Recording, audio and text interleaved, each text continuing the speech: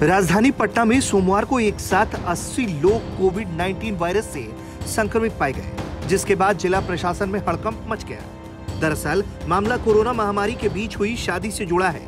पटना से तकरीबन 50 किलोमीटर दूर पालीगंज में 15 जून को शादी में शामिल करीब 113 मेहमान कोविड-19 वायरस से संक्रमित हो गए। पटना के ग्रामीण इलाके में हुई इस घटना में दूल्हे की मौत शादी के 2 दिन के बाद 17 जून को ही कथित तौर पर कोविड-19 की वजह से हो गई थी।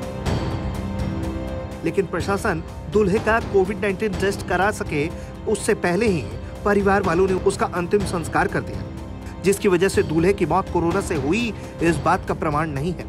बताया जा रहा है कि 30 वर्षीय दूल्हा गुरुग्राम में सॉफ्टवेयर इंजीनियर का काम करता था और शादी करने के लिए पटना अपने गांव डीहपाली आया हुआ था। इसी दौरान उसके अंदर कोविड-19 के लक्षण दिखने लगे, लेकिन परिवार वालों ने जांच कराने के बजाय उसकी शादी करवा दी।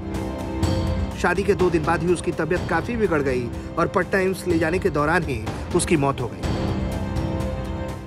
शादी में हम सबका पता नहीं था कि कोरोना का, उनको तबीयत तिलक से खराब था सर।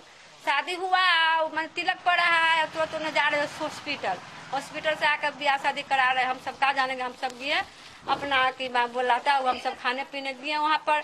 खाने पीने के बाद में फिर हॉस्पिटल गए, वहाँ से फिर आए।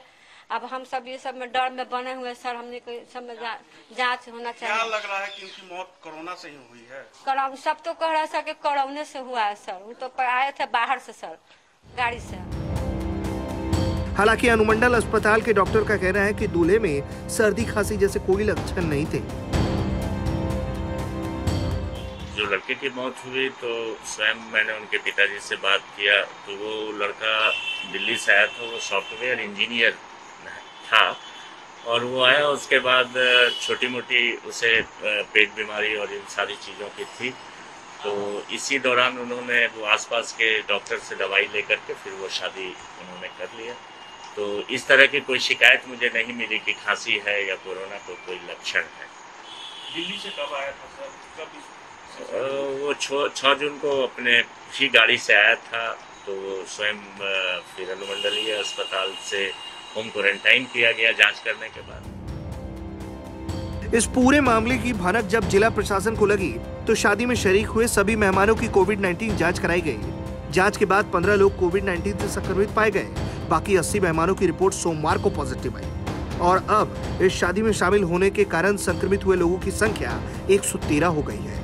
हालांकि कोविड-19 जांच में दुल्हन में संक्रमण नहीं पाया गया, उसकी रिपोर्ट निगेटिव आई है। प्रशासन ने बताया कि इस पूरे मामले में कोविड-19 के बचाव के नियमों की धज्जियां उड़ाई गई। प्रशासन ने किसी भी विवाह समारोह में केवल 50 लोगों की शिरकत करने की इजाजत दी हुई है, मगर इस शादी में गांव के सैकड़ों लोग शामिल हुए और सामाजिक दूरी बनाने के नियम के बारे में भी नहीं सोचा गया। पटना से रोहित सिंह, बिहार तक।